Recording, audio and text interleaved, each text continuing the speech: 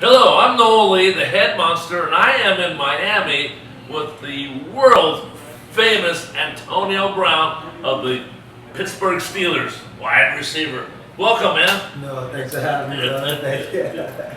Hey, you are such a celebrity these days, with what you do in football, what you're doing off the field. Tell me about Dancing with the Stars. That's what everybody wants to know. But Dancing with the Stars is going really well. It's definitely a challenge.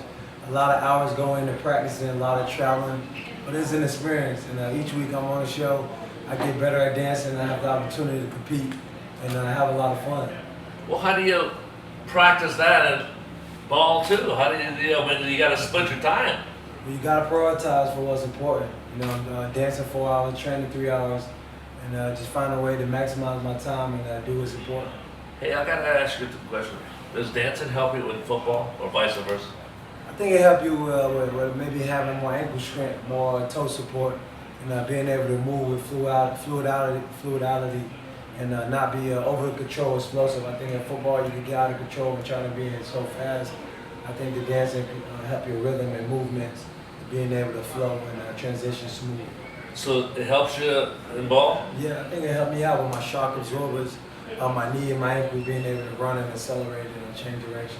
Wow, that's cool. Hey, listen, I wanted to ask you a little bit about your beginnings, your history in school, college ball. Tell me a little bit about the struggles there and how you overcame it. Well, I came from Miami. I didn't have the luxury of going right into college, the big schools. I had to go to prep school, become eligible, go to Central Michigan. Obviously, I was drafted 6th round, and the standard. I'm not a standard. A guy who plays quarterback in high school, go to receiver, change positions. Go through a little adversity, go to Central Michigan, a place I've never been. It's not a standard. I just through all the obstacles and adversity, I was able to keep a positive attitude and still be able to see the vision that I wanted for myself, but being a great player and a great person. Through the adversity of coming from Miami and going through Central Michigan and having to go a different direction, I just always knew, through all the things I went through, my ultimate goal is to be a player and be a great player and be in this position. Through adversity, you always got to be positive and see yourself. Tell me about adversity. What were some of the really tough things you had to overcome?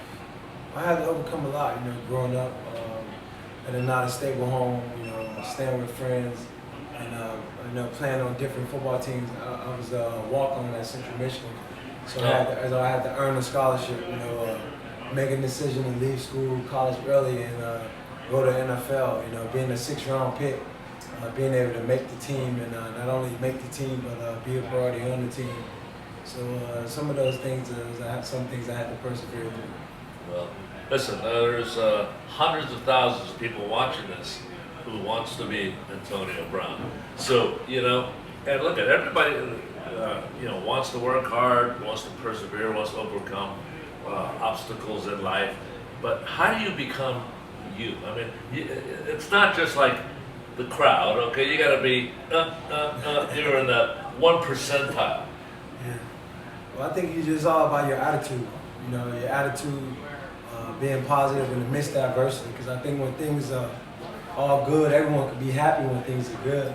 It's who you are through the adversity, through conflict, is a true meaning of who your character is. And I think no matter who you are, what you go through, you got to be able to persevere and keep a positive attitude.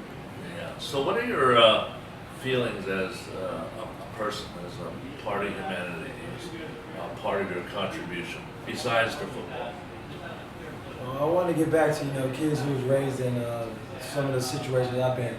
Who may not have a structured home. I want to encourage those ones who may not have things that they grow up and used to. But that shouldn't be able to phase them. What they want. We have the power to create what we want.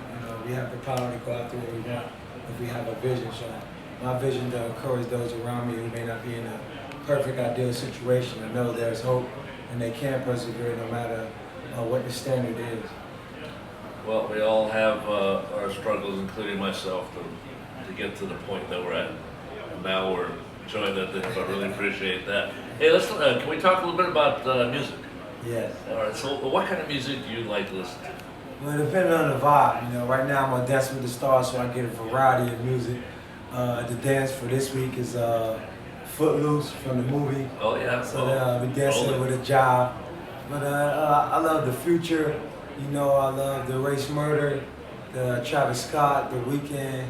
I like any music that get me inspired and motivated to be ready to have a great day.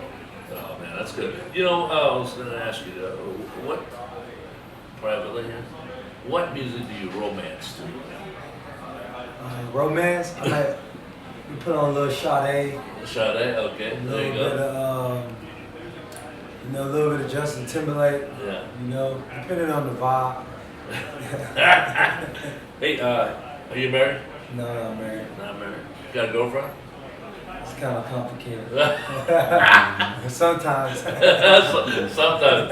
I don't know. All right, you guys heard it all, gals. Listen up.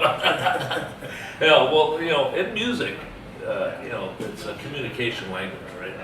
And music for a lot of folks are memories, right? It's like a time capsule. You can remember what you're doing when that song came out. You can talk about the future. You can talk about your feelings or your emotions. How does music motivate you in that way? I think it just gives you that encouragement, on the midst of working out, having to train, or whatever life you may be in. If you want to listen to music with your girl, or you want to listen to music before your workout or before the game, I think it just encourages your energy in that moment, to give you that energy to know that whatever you're going through, whatever you're facing, it can give you that emotion, feeling to know that you can overcome or encourage you. Well, what are some of the songs that help you overcome and help you through the adversity and help you achieve that much more?